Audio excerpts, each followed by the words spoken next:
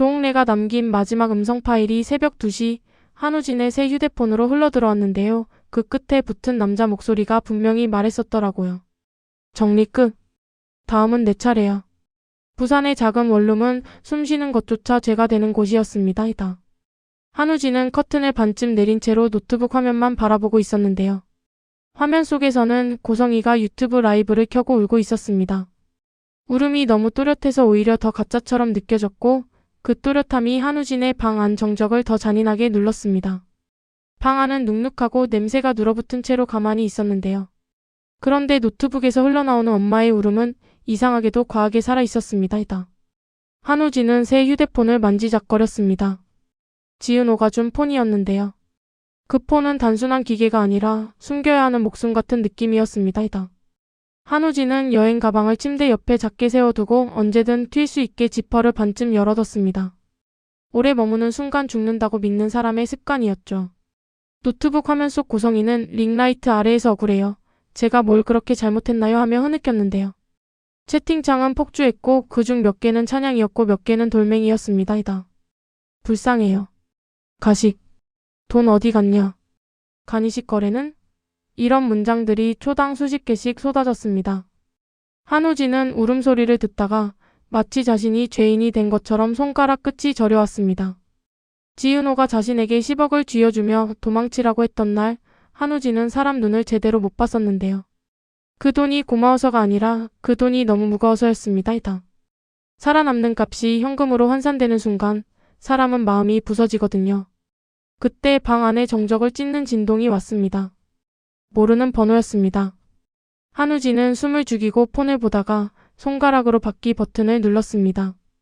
목소리는 낮고 딱딱했는데요. 우진이냐? 한우진은 대답하지 않았습니다. 침묵이 방을 더 눅눅하게 만들었는데요. 상대는 침묵을 기다렸다는 듯 말을 이어갔습니다. 박진석입니다. 그 이름이 나오자 한우진의 어깨가 딱 굳었습니다. 박진석. 고성이를 집에서 내쫓았고 고성이의 재산을 빼앗으려 들었고 그 과정에서 더 큰 판을 만드는 냄새가 나는 남자. 한우진은 입술을 깨물고 말했습니다. 왜요? 박진석은 감정이 없는 목소리로 말했는데요. 돌아와. 숨을 곳이 더 이상 없을 거다. 한우진은 웃음이 나올 뻔했습니다. 이게 협박인지 구원인지 분간이 안 됐거든요. 저를 찾으려고요? 아니면 입을 막으려고요? 박진석은 잠깐 숨을 고르더니 의외의 말을 했습니다. 입을 막고 싶었다면 전화부터 하지 않지. 내가 원하는 건 하나야. 진짜 조작자를 끌어내리는 것. 한우진은 그 말에서 고성이가 아니라 조작자라는 단어를 잡아챘는데요. 박진석은 고성이를 원망하는 사람이었지만 지금은 고성이보다 더 큰 무언가를 겨냥하고 있는 느낌이었습니다. 한우진은 무의식적으로 커튼 틈으로 바깥을 봤습니다. 골목이 조용한 게 더 무서웠습니다. 박진석이 덧붙였는데요. 그리고 너가 돌아오면 아버지라고 부를 수 있게 해줄게. 그 말은 말이 안 되는데 너무 섬뜩하게 매력적이었습니다. 한우진은 순간 심장이 내려앉았습니다. 아버지라는 단어는 누군가에게는 따뜻한 우산인데 누군가에게는 평생 비어있는 자리거든요. 한우진은 대답 대신 전화를 끊었습니다. 손이 덜덜 떨렸고요. 노트북 화면 속 고성이의 울음이 더 커진 것처럼 들렸습니다. 한우진은 그 울음 속에서 이상하게도 조옥래의 얼굴을 떠올렸습니다. 조옥래. 사고로 죽었고 그 사고가 누군가의 소행일 가능성이 있다는 말이 돌았던 사람. 한우진은 조옥래를 직접 오래 본 적은 없었는데도 조옥래의 마지막이라는 단어가 요즘 따라 자꾸 목에 걸렸습니다. 그날 밤 한우진은 여행 가방을 들고 원룸을 나섰는데요. 도망자의 방은 늘 떠나는 순간에 가장 집처럼 느껴지더라고요. 그래서 더 잔인했습니다. 박진석 저택은 보호자 영역이란 말이 딱 맞았는데요. 현관부터 공기가 다르고 거실 조명이 사람 마음을 억지로 안정시키는 느낌이었습니다. 박진석은 유리컵에 물을 따라두고 한우진을 기다렸고 서재엔 서류 더미가 이미 산처럼 쌓여 있었습니다. 한우진이 들어서자 박진석은 아주 담담히 말했습니다. 돌아왔구나. 그 말이 따뜻한 척해서 더 위험했는데요. 따뜻한 척하는 권력은 늘 대가를 요구하거든요. 왜 절 살리려고 합니까? 살리는 게 아니야 판을 바꾸는 거지. 박진석은 인터뷰 준비 자료를 펼치며 대한일보 독점을 강조했고 박 기자 섭외가 완료됐다고도 했습니다. 한우진은 서류들을 보다가 손끝이 저릿해졌는데요. 자신이 사라진 동안 누군가가 이미 전장을 세팅해 놓은 느낌이었습니다. 그때 박성재가 거실로 들어왔습니다. 박성재는 한우진을 보자 눈을 피했습니다. 죄책감을 보는 얼굴이었는데요. 박진석이 말했습니다. 한우진은 내일 인터뷰에 나간다. 가족으로. 박성재가 굳어졌습니다. 가족이요? 박진석이 고개를 끄덕였습니다.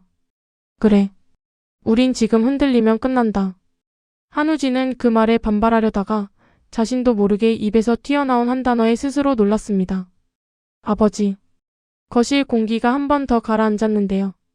박진석은 잠깐 멈칫하다가 아주 조용히 웃었습니다. 그 호칭 오늘부터 공식으로 하자. 한우진은 그 순간 마음이 복잡해졌습니다. 아버지는 지붕이기도 하지만 감옥문이기도 하니까요. 인터뷰 세트의 차가운 빛이 사람을 고백하게 만들었는데요.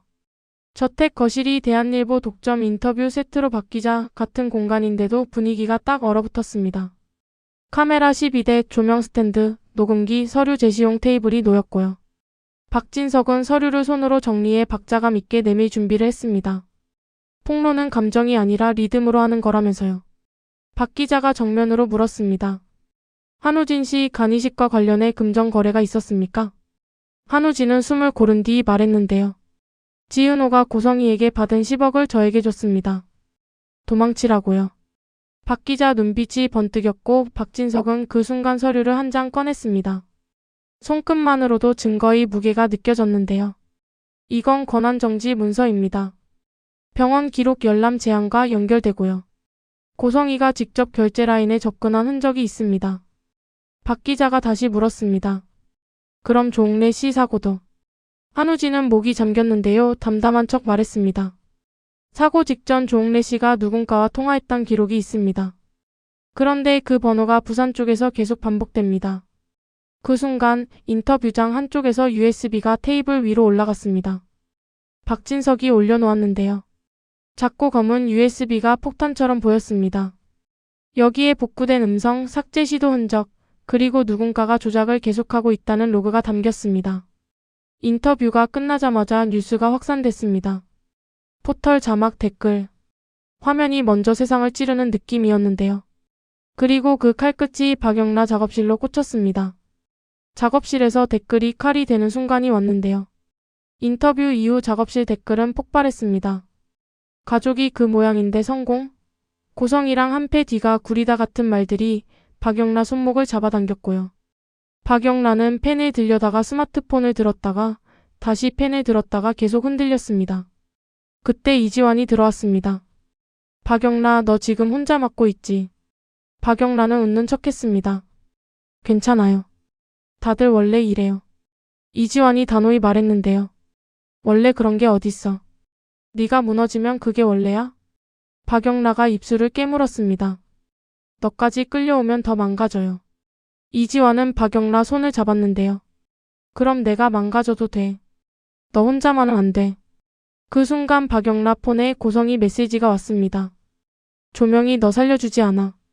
이제 내 차례야. 박영라 얼굴이 하얘졌고 이지환도 그걸 보고 말문이 막혔습니다. 고성희는 무너지는 중인데도 사람을 찌르는 힘은 더 세졌습니다. 잃을 게 없으니까요. 모텔에서 술병 소리가 공포로 변했는데요. 고성희는 모텔방에 있었습니다.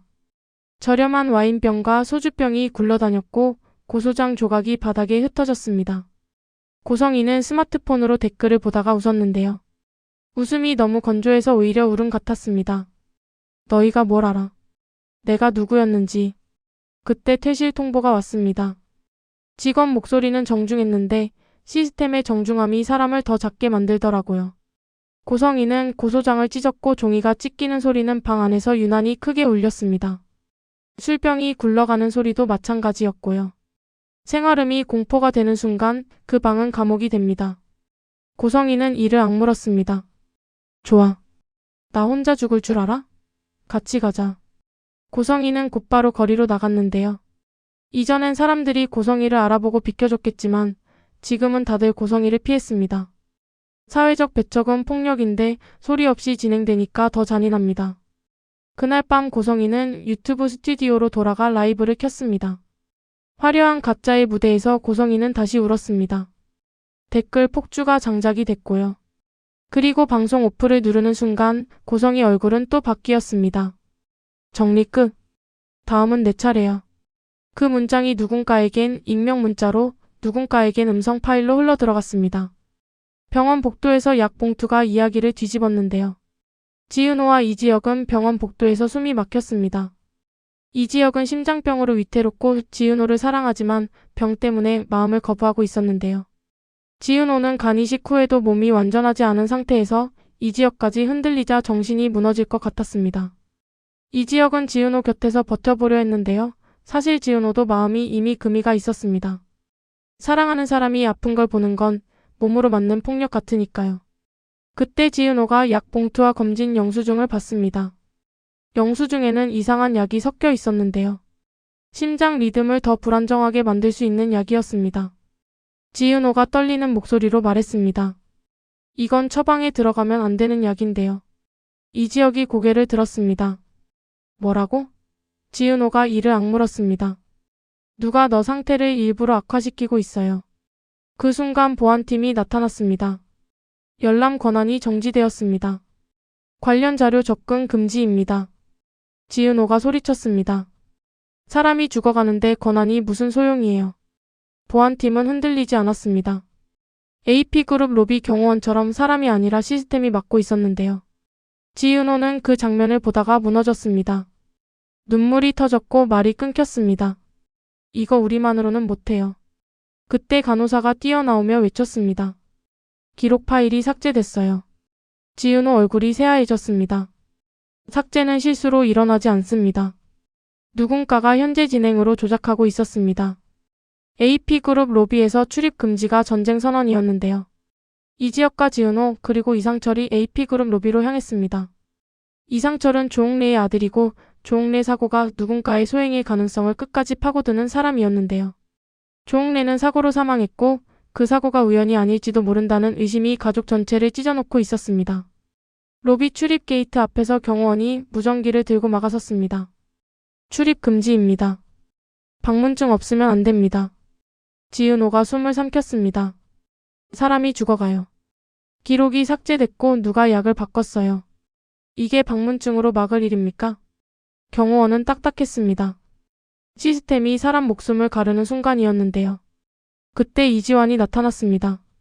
이지환은 박영라 작업실에서 댓글 폭발을 겪고 유통 경로를 뒤쫓다가 여기까지 왔습니다. 이지환이 지은호에게 메모를 내밀었습니다. 익명 계정이 고성이 쪽이 아니야. 더 큰 라인이야. 누가 고성이를 앞에 세워서 사람들 시선을 다 가져가게 했어. 지은호가 중얼거렸습니다. 진짜 조작자 따로 있네요. 그 말이 전부의 방향을 바꿨는데요. 이제 고성이는 단독 악당이 아니라 소모품일 수 있었습니다. 소모품이 된 인간은 마지막에 폭발하니까 더 위험합니다. 저택에서 가족 결속이 칼이 되는 순간이 왔는데요. 박진석 저택 서재는 전쟁본부 같았습니다. 서류 더미 전화기 인터폰 기자 리스트 법무 브리핑 자료가 빽빽했고요. 박진석은 거실 화면으로 뉴스를 틀어놓고 상황을 조종하듯 정리했습니다. 한우진은 박진석을 바라보다가 결국 물었습니다. 왜 하필 저예요? 왜 저를 집어넣습니까? 박진석은 시선을 피하지 않았습니다. 너는 고성이가 흔들려도 못 버리는 증언이다. 그리고 너는 내 책임이기도 해. 한우진은 책임이란 단어가 무섭게 들렸습니다. 책임이란 말은 보호를 약속하지만 동시에 사람을 묶어놓거든요. 한우진은 잠깐 눈을 감았다 뜨며 말했습니다. 아버지라면서요. 그럼 지은호도 지켜요. 그 순간 지은호가 저택에 들어왔습니다. 지은호는 한우진을 보자마자 끌어안았는데요. 그 포옹은 반가움보다 확인이었습니다. 살아있냐는 확인. 너 진짜 살아있었구나. 미안해. 미안하단 말로는 안 돼. 다음엔 같이 가. 지은호는 그렇게 말했지만 자기 자신에게도 하는 말이었습니다. 지은호는 누군가를 살리기 위해 혼자 짐을 드는 습관이 있었거든요. 간이식 후에도 고성이 돈 10억을 한우진에게 주며 도망치게 한 뒤에도 지은호는 혼자 버티려 했습니다. 그런데 혼자 버티면 결국 무너집니다. 박진석은 가족 결속을 강조했습니다. 오늘부터 한 팀입니다. 흔들리면 다 같이 무너져요. 그 말이 보호 같으면서도 협박처럼 들렸습니다. 박진석이 사용하는 가족은 사랑이 아니라 구조였거든요. 인터뷰 후속 폭로가 손끝 리듬으로 사람을 베었는데요. 대한일보 후속 보도가 나갔습니다. 박진석은 서류를 더 풀었고 USB 속 일부 자료도 선별해서 공개했는데요. 선별이라는 단어가 참 무섭습니다. 전체 진실이 아니라 전쟁에 필요한 진실만 꺼내는 거니까요. 박 기자는 냉정하게 읽어내렸습니다. 병원 기록 열람 권한이 특정 시점에 정지됐고 그 직후 100억까지 삭제 시도가 있었습니다. 지은호와 이지혁은 뉴스 화면을 병원 복도에서 봤습니다. 지은호는 그 뉴스가 구원이 아니라 더 큰 폭풍이라는 걸 본능적으로 느꼈는데요. 지은호는 주먹을 꽉 쥐고 말했습니다.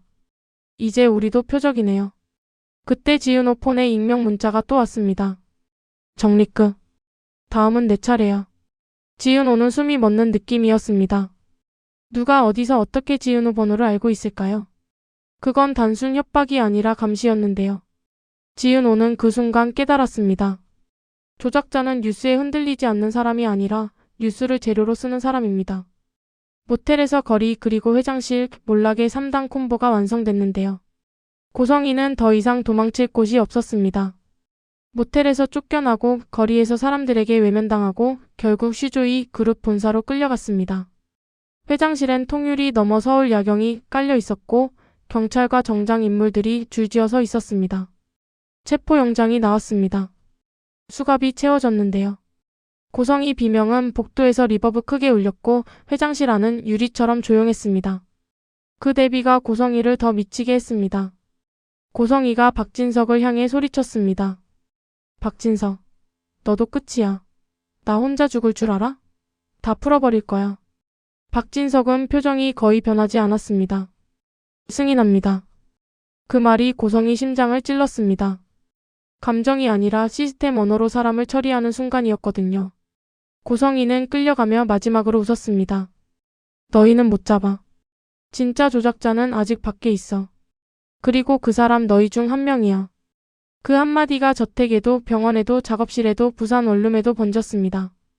너희 중 한 명이라는 말은 사람을 서로 의심하게 만들거든요. 그리고 의심은 가족 결속을 가장 쉽게 부숩니다. 병원 복도에서 이지혁 심장이 사랑 때문에 더 아팠는데요. 이지혁은 병실에서 창백하게 누워 있었고 심전도 모니터 소리가 일정하려 애쓰고 있었습니다. 지은호는 그 소리를 듣고 있으면 이상하게 죄책감이 더 커졌는데요. 지은호는 이지혁을 좋아하고 있습니다. 좋아하는데 좋아한다고 말하면 이지혁이 더 멀어질까봐 두려웠습니다. 이지혁은 지은호를 바라보며 말했습니다. 지은호, 너 나 좋아하잖아.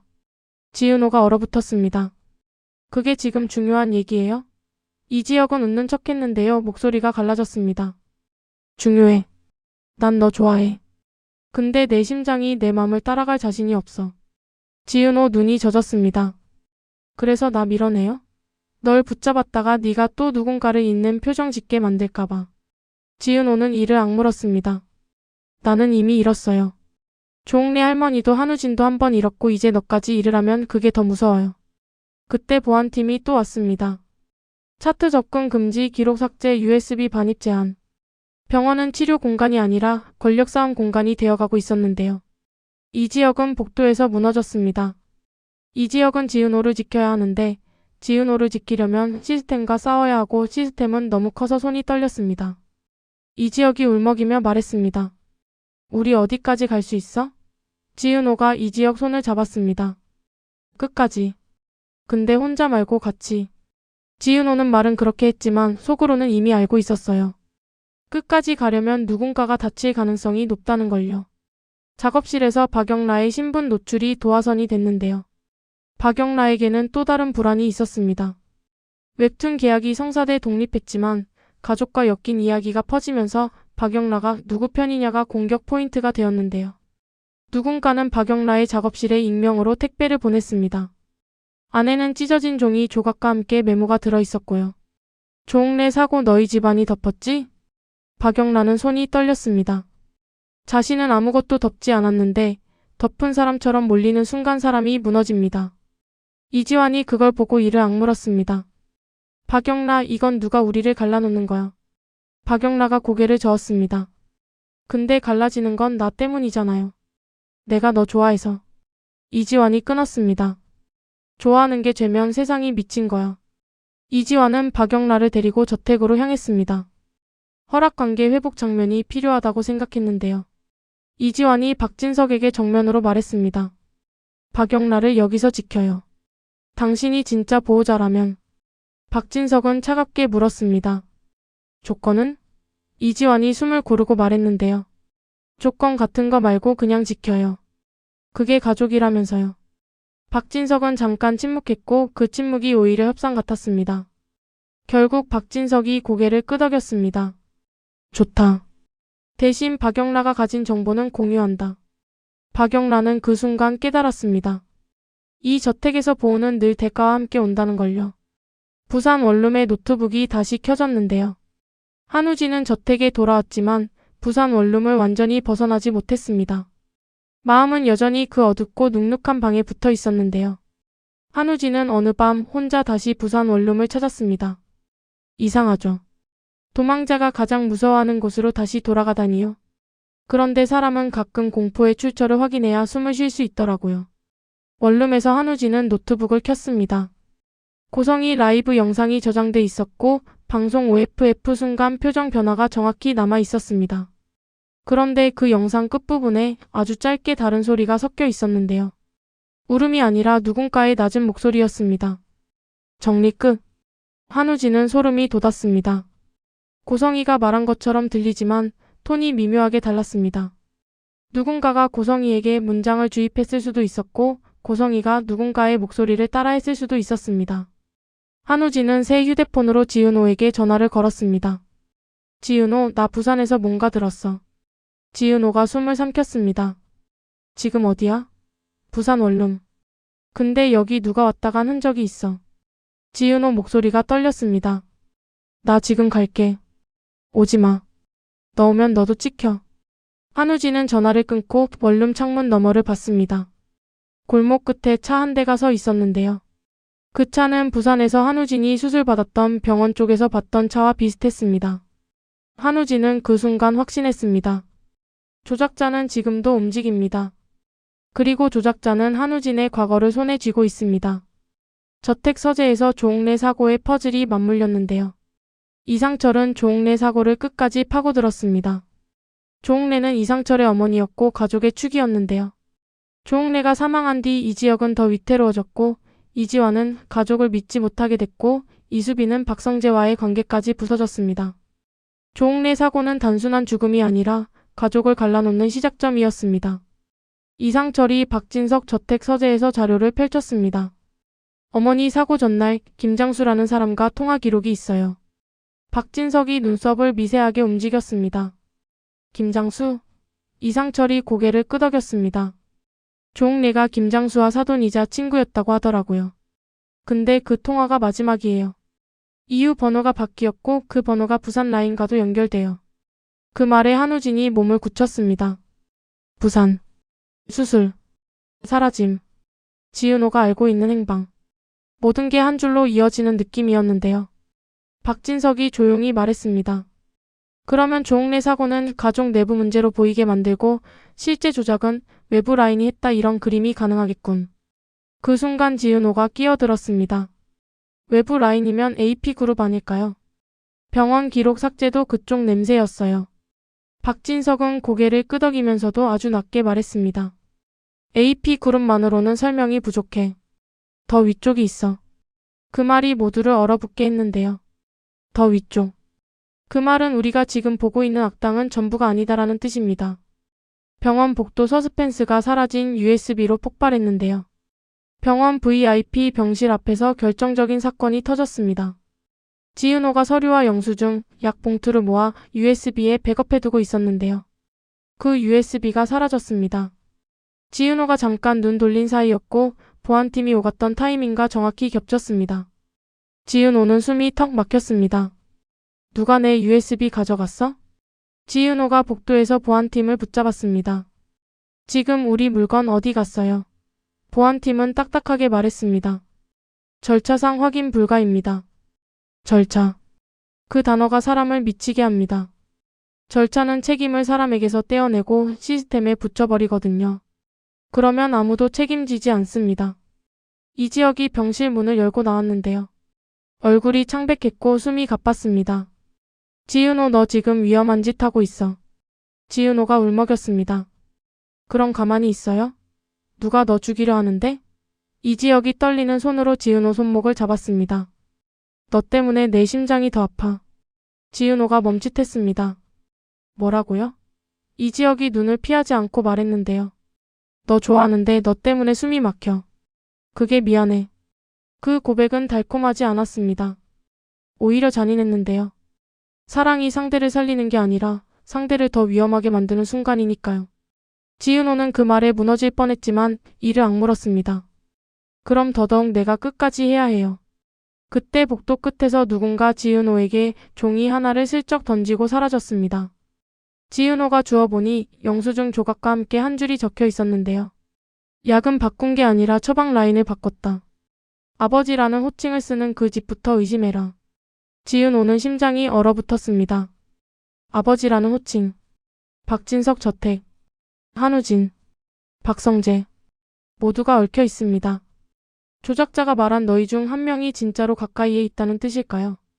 교도소 면회실 문이 열리기 전 모두가 서로를 의심했는데요. 3개월이 흘렀습니다. 고성이는 교도소 면회실에 앉아 있었고 유리벽과 전화기 앞에서 말라가고 있었습니다. 링라이트도 조명도 없으니 고성이는 더 이상 울음 연기로 세상을 흔들 수 없었는데요. 대신 고성이는 진짜로 떨고 있었습니다. 떨림이 진짜라는 건 고성이도 인정하기 싫었을 겁니다. 문 열리는 소리가 났습니다. 교도관이 번호를 불렀고요. 고성이는 숨을 삼켰습니다. 누가 왔지? 그런데 그 면회실 문이 열리기 직전 저택에서도 병원에서도 작업실에서도 동시에 같은 문장이 도착했습니다. 익명 문자였습니다. 정리 끝. 다음은 내 차례야. 오늘 진짜가 공개된다. 지은호는 그 문자를 보고 바로 한우진에게 전화를 걸었습니다. 너 지금 어디야? 한우진이 숨을 고르며 말했습니다. 저택 근처. 근데 나 누가 따라와. 지은호가 떨렸습니다. 도망치지 마. 이번엔 같이 잡자. 한우진이 잠깐 침묵하다가 말했는데요. 지은호, 난 사실 내 행방을 네가 알고 있다는 거, 그게 날 살린 게 아니라 날 묶어놨다고 느꼈어. 지은호가 울먹였습니다. 묶어놔서 미안해. 근데 너 죽는 것보단 나아. 한우진이 낮게 웃었습니다. 그래. 나도 그게 맞는 것 같아. 한편 이지혁은 병원에서 퇴원을 미루고 있었는데요. 심장이 불안정해졌고 누군가 처방 라인을 건드렸다는 의심이 아직 풀리지 않았습니다. 이지혁은 지은호를 불러 말했습니다. 지은호, 네가 날 살리려다 네가 죽을까봐 무섭다. 지은호가 고개를 저었습니다. 나는 이미 죽을 뻔했어요. 간이식까지 했는데 그 이후로도 계속 죽을 뻔했어요. 이제는 내가 선택할래요. 이지환은 박영라 작업실에서 마지막 증거를 정리했습니다. 박영라는 펜을 들고 웹툰 원고 위에 적었습니다. 조작자라는 단어를 직접 넣진 않았지만 누구나 알아볼 수 있는 비유로요. 박영라는 말했습니다. 이렇게라도 남겨야 해요. 기록은 뉴스만 있는 게 아니잖아요. 이지환이 고개를 끄덕였습니다. 맞아. 그리고 내 기록은 사람 마음을 움직인다. 박성재는 이수빈을 찾아갔습니다. 이수빈은 박성재를 좋아하지만 헤어졌고 박성재는 김다정의 부탁 때문에 더 다가가지 못했었죠. 박성재는 조심스럽게 말했습니다. 이수빈, 나 너한테 묻고 싶은 게 있어. 김다정이 왜 그랬는지 그리고 너도 뭔가 알고 있는지. 이수빈은 한참을 망설이다가 눈을 감고 말했습니다. 나도 무서웠어. 그 부탁이 단순한 질투가 아니라 누가 시킨 느낌이었거든. 그 말이 박성재 가슴을 쳤습니다. 누군가가 연애까지 도구로 쓰고 있다는 뜻이니까요. 조작자는 사람 관계를 찢어서 사람들이 서로를 못 믿게 만드는 데 능숙했습니다. 그리고 마침내 교도소 면회실 문이 열렸습니다. 고성이는 유리벽 너머로 들어오는 사람을 보려 했는데요. 그 사람은 앉기 전에 조용히 전화기를 들었습니다. 고성이는 입술이 떨렸습니다. 당신 누구야? 방문객이 낮게 말했습니다. 고성희 씨 덕분에 정리 잘 됐어요. 그 목소리. USB에서 흘러나왔던 그 목소리와 같았습니다. 고성희의 얼굴이 창백해졌고 동시에 웃음이 튀어나왔습니다. 웃음이 공포인지 분노인지 모를 정도였는데요. 그래, 결국 너였구나. 방문객이 고개를 살짝 기울였습니다. 이제 진짜 다음 차례로 넘어갈까요? 그 말과 동시에 병원 기록 시스템에 또 한 번 삭제 시도가 들어왔고 AP그룹 로비 출입 게이트가 비상 모드로 전환됐고 저택 인터폰이 연속으로 울렸습니다. 한우진 휴대폰에도 마지막 문자가 찍혔습니다. 아버지라는 호칭을 믿지 마. 그리고 여기서 끝나는데요.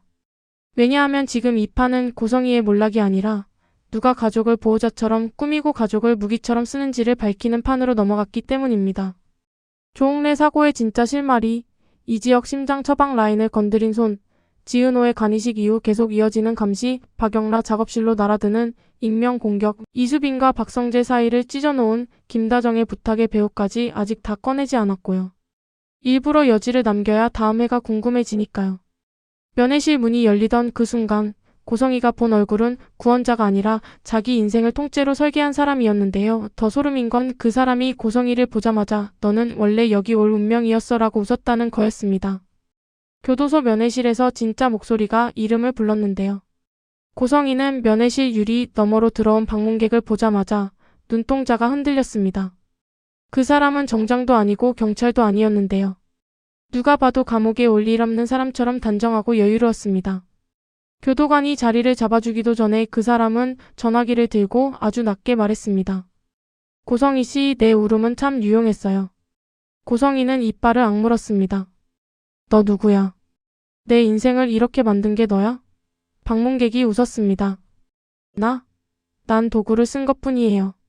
고성희 씨가 제일 잘 아는 거잖아. 도구는 죄책감이 없거든. 그 목소리, 그 말투, 정리 끝이란 문장을 뱉던 그 리듬이 USB에서 들리던 소리랑 똑같았습니다. 고성희 손이 떨렸고요. 고성희는 그 떨림을 숨기려다 실패했습니다. 너 나한테 뭘 원해? 원하는 건 간단해요. 고성희 씨가 마지막으로 하나만 더 해줘요. 박진석을 아니 정확히는 박진석 저택을 흔들어줘요. 고성희 눈이 번뜩였습니다. 박진석이랑 너랑 한패야? 방문객이 고개를 젓습니다. 박진석은 보호자인 척하는 사람이죠. 난 보호자 흉내를 싫어해요. 난 그냥 시스템이에요. 고성희는 그 단어에 숨이 막혔습니다. 시스템. 병원 기록을 막아세우고 AP그룹 로비에서 사람을 가로막고 회장실에서 조용히 사람을 처리하는 그 시스템 말입니다. 방문객은 마지막으로 한마디를 던졌습니다. 그리고 고성희 씨 조홍래 사고요. 그날 밤 통화 당신도 들었잖아요? 이제 와서 모른 척하면 억울하지 않아요? 고성희 얼굴이 창백해졌는데요. 고성희는 들었습니다. 조홍래가 누군가에게 떨리는 목소리로 그럼 우리 애들은? 이라고 묻던 통화. 그 통화를 들은 고성희는 모른 척으로 살아남아 왔습니다. 문이 닫히는 소리가 났고 고성희는 유리벽 앞에서 혼잣말처럼 중얼거렸습니다. 그래 나만 죽을 순 없지. 그 순간 저택 인터폰이 또 울렸고 병원 기록 시스템엔 또다시 삭제 시도가 들어왔고 AP그룹 로비 게이트는 비상 모드가 풀릴 기미가 없었는데요. 모든 공간이 동시에 다음 차례를 예고하고 있었습니다. 부산 원룸에서 한우진이 기억 대신 증거를 선택했는데요. 한우진은 다시 부산 원룸으로 들어갔습니다. 도망자의 방은 떠나야 끝나는 게 아니라 돌아가서 결판을 내야 끝나는 방이었나 봅니다. 한우진은 커튼을 끝까지 내리고 노트북을 켰습니다. 고성희 방송 영상, 방송 OFF 순간의 표정 컷, 그리고 그 뒤에 섞인 낮은 목소리까지 전부 돌려봤습니다. 그리고 한우진은 이번엔 노트북이 아니라 벽 쪽을 봤습니다. 전에는 못 봤는데요. 콘센트 옆에 아주 얇은 플라스틱이 끼워져 있었습니다. 누가 봐도 몰래 녹음하거나 기록을 빼내는 장치 같았고 한우진은 손끝이 차가워졌습니다. 나를 계속 들었네. 한우진은 새 휴대폰으로 지은호에게 메시지를 보냈습니다. 부산 원룸에 도청 장치 같은 거 있었어. 누가 나를 계속 감시했어. 지은호 답이 바로 왔습니다. 지금 당장 나랑 통화해. 혼자 있지 마. 한우진은 통화를 걸면서도 웃음이 나왔습니다. 웃기죠. 이제 와서 혼자 있지 마가 무슨 소용이냐는 생각이 들었거든요. 그래도 지은호 목소리를 듣자 한우진은 가슴이 조금 풀렸습니다. 지은호, 내가 잘못한 거 많아. 지금 그 얘기할 때 아니에요. 아니, 해야 돼. 나 도망친 게 너 살리려는 척했는데 사실은 내가 무서워서였어. 지은호가 숨을 고르고 말했는데요. 나도 그래요.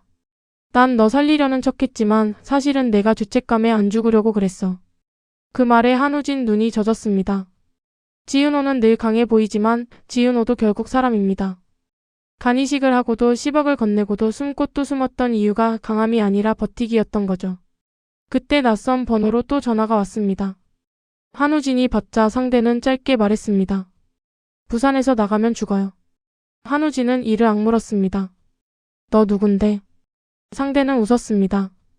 정리끝. 다음은 내 차례. 전화가 끊기고 한우진은 도청 장치를 뽑아 USB처럼 들고 나왔습니다. 이번엔 도망이 아니라 증언을 들고 나가는 길이었습니다.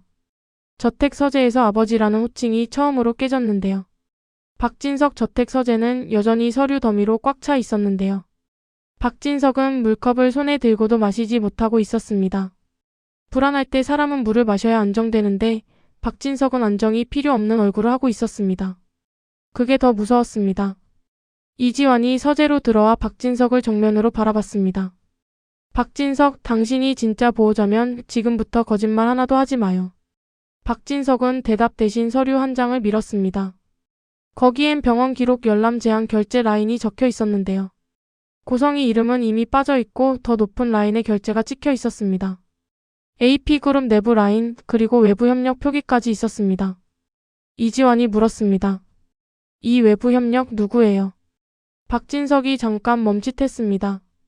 말해도 믿을까? 이지환이 단호히 말했는데요. 믿을지 말지는 내가 정해요. 말부터 해요. 그때 한우진이 들어왔습니다. 부산 원룸에서 가져온 장치를 테이블 위에 놓았습니다. 이거요. 나 감시하던 장치 같아요. 박진석은 그걸 보자 미세하게 표정이 흔들렸습니다. 아주 잠깐이었는데요. 그 잠깐이 모든 걸 말해줬습니다. 한우진이 숨을 고르고 말했습니다. 아버지, 이거 아버지가 심어둔 거예요? 박진석이 고개를 들었습니다. 아니다. 한우진이 목소리를 높였습니다. 그럼 누군데요? 누가 저를 계속 들었는데요? 박진석은 물컵을 내려놓고 아주 낮게 말했습니다. 내가 맡고 있던 선이 있다. 그 선이 나를 넘어가면 너희는 못 버틴다. 한우진은 그 말을 듣는 순간 아버지라는 호칭이 입안에서 깨지는 느낌이 들었습니다. 보호자는 보호를 핑계로 비밀을 품고 그 비밀은 결국 사람을 다치게 합니다. 그때 이상철이 서재로 들어왔습니다. 이상철은 종래 사고 자료를 들고 있었는데요. 이상철은 종이를 펼치며 말했습니다. 종래 어머니 사고 전날 통화 상대가 김장수였어요. 그런데 통화 이후 어머니가 누군가에게 협박받았다는 흔적이 있어요. 그리고 그 번호가 AP그룹 외부 협력 라인과 연결됩니다. 박진석의 숨이 아주 얕아졌습니다. 김장수 그 이름을 여기서 듣게 될 줄은 몰랐군. 이지환이 물었습니다. 박진석, 당신이 그 사람을 알고 있었어요? 박진석이 고개를 끄덕이면서도 말은 흐렸습니다. 알고 있었지. 하지만 상대가 너무 컸다. 그 말이 결국 인정처럼 들렸는데요. 박진석이 아무리 권력자여도 더 큰 권력 앞에서는 한 번쯤 물러섰다는 뜻이었으니까요. 그리고 그 순간 인터폰이 울렸습니다. AP그룹에서 오셨습니다. 저택의 안정감이 그 한마디로 흔들렸습니다. AP그룹 로비에서 사람이 아니라 시스템이 정체를 드러냈는데요. 지은호와 이지혁은 AP그룹 로비에서 또 막혔습니다. 출입 게이트, 무전기, 안내 데스크, 방문증. 늘 똑같은 풍경인데요. 그런데 이번엔 달랐습니다. 누군가가 그들을 기다리고 있었거든요. 정장 차림의 남자가 다가왔습니다. 이름표에는 서문태라고 적혀 있었습니다. AP그룹 전략실장이란 소개가 붙었는데요. 서문태는 친절하게 웃었습니다. 친절한 시스템만큼 무서운 게 없습니다. 지은호 씨 오시느라 수고 많았네요. 이렇게까지 하실 줄은 몰랐습니다. 지은호가 이를 악물었습니다. 병원 기록 삭제, 약 처방 라인 변경 당신들이 했죠. 서문태가 고개를 살짝 기울였습니다. 증거가 있나요?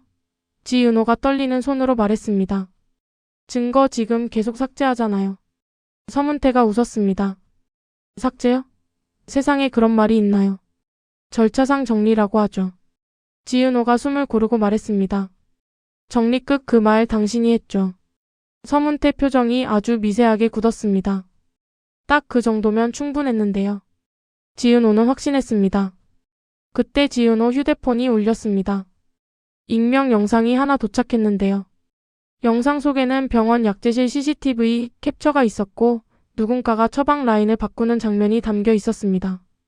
얼굴은 모자에 가려졌지만 손목의 시계가 눈에 띄었습니다. 저택 서재에서 박진석이 차고 있던 시계와 같은 모델이었습니다. 지은호가 소리쳤습니다. 이거 박진석이 한 거예요? 지은호 눈이 흔들렸습니다. 아니야. 그럴 리가. 서문태가 그때를 놓치지 않고 말했습니다. 봐요. 가족이란 게 이런 겁니다.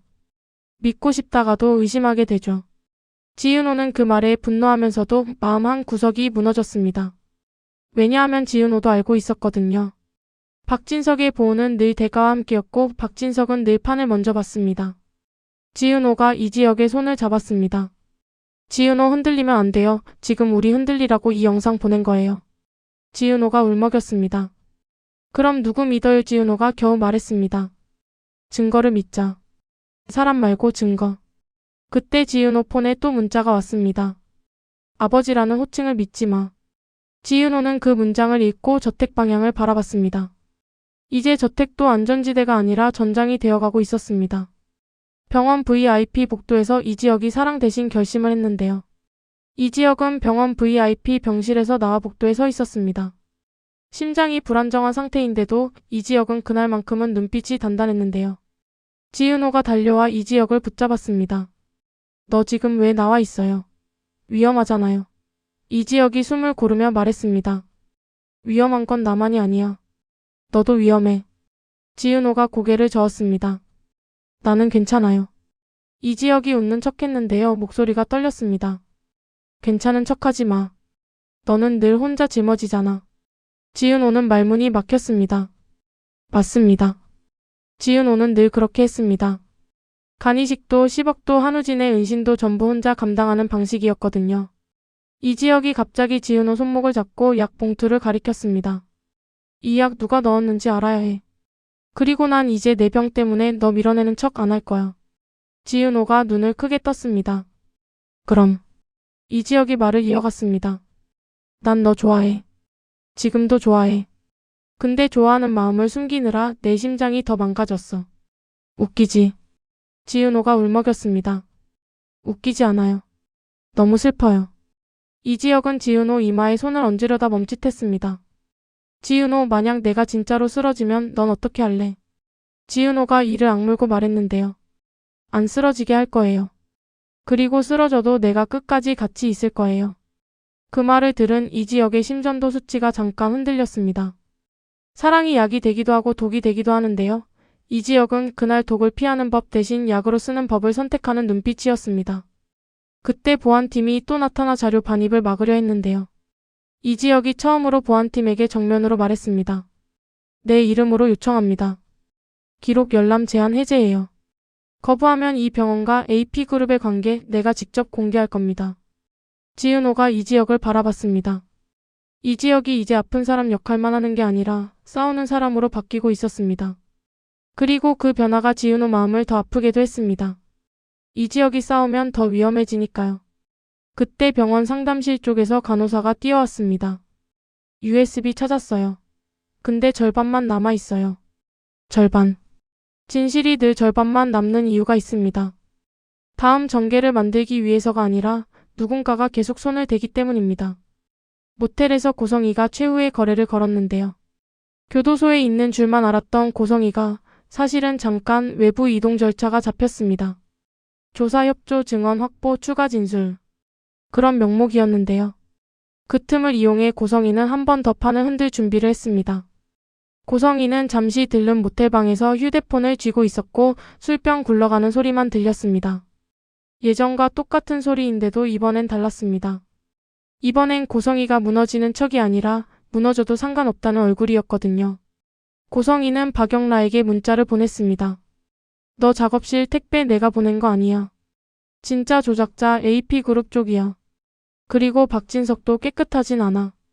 박영라는 그 문자를 보고 손이 떨렸습니다. 고성이가 진실을 말하는지 또 다른 조작인지 모르겠는데요.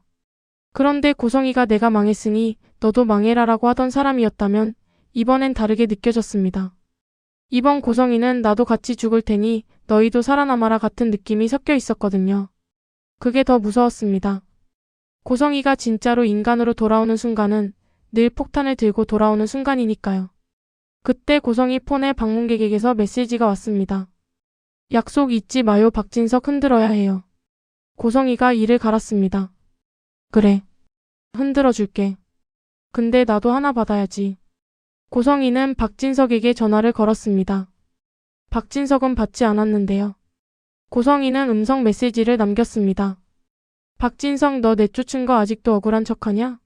나 진짜 조작자 이름 알아. 근데 그냥 주면 재미없잖아. 네가 나한테 사과해. 딱 한마디만. 내가 그럼 너희 살려줄게. 사과. 그게 고성이의 마지막 욕망이었습니다. 돈도 아니고 권력도 아니고 체면. 사람은 끝에 가면 가장 인간적인 것을 붙잡더라고요. 그래서 더 위험합니다. 대한일보 인터뷰 세트가 마지막 심리전 무대가 됐는데요. 박진석은 결단을 내렸습니다. 다시 인터뷰를 하자고 했는데요. 이번엔 대한일보 독점 인터뷰 세트를 저택 거실에 또 세팅했습니다. 카메라, 조명, 녹음기, 서류 테이블. 차갑고 또렷한 기록의 공간이 다시 만들어졌습니다. 박 기자는 자리를 잡자마자 물었습니다. 박진석 회장님, 고성희 씨가 진짜 조작자를 언급했습니다. 그게 AP그룹입니까? 박진석은 아주 담담하게 말했습니다. AP그룹입니다. 하지만 AP그룹만은 아닙니다. 그 말에 모두가 숨을 삼켰습니다. 박진석은 서류를 하나씩 꺼냈습니다. 손끝 리듬이 정확했는데요. 이번엔 리듬이 폭로가 아니라 자백처럼 보였습니다. 병원 기록 열람 제한, 삭제 시도, 처방 라인 변경, 그 연결고리의 중간에 제 이름이 찍힌 적도 있습니다. 그 말이 나가자 저택 안 공기가 뒤틀렸습니다. 한우진이 박진석을 바라봤고 지은호도, 이지환도, 박성재도 다 표정이 굳었습니다. 박진석이 이어갔습니다. 나는 그 라인을 막겠다는 명목으로 타협을 했습니다. 막는 척하면서 시간을 벌었죠. 박 기자가 날카롭게 물었습니다. 그 타협이 조홍래 씨 사고에도 영향을 줬습니까? 박진석은 잠깐 침묵했습니다.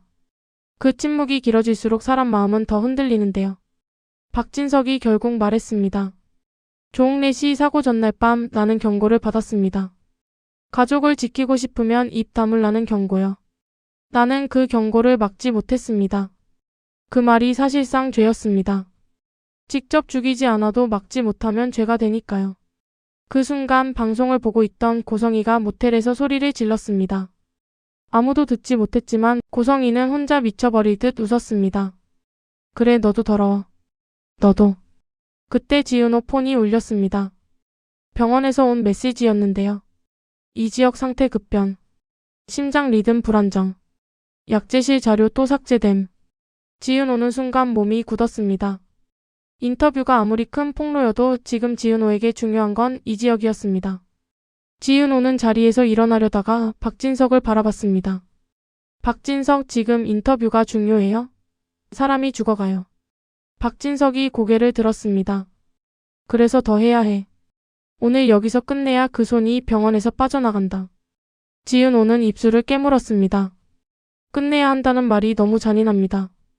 끝낸다는 건 누군가를 희생시킬 수도 있다는 뜻이니까요. 그때 한우진이 조용히 말했습니다.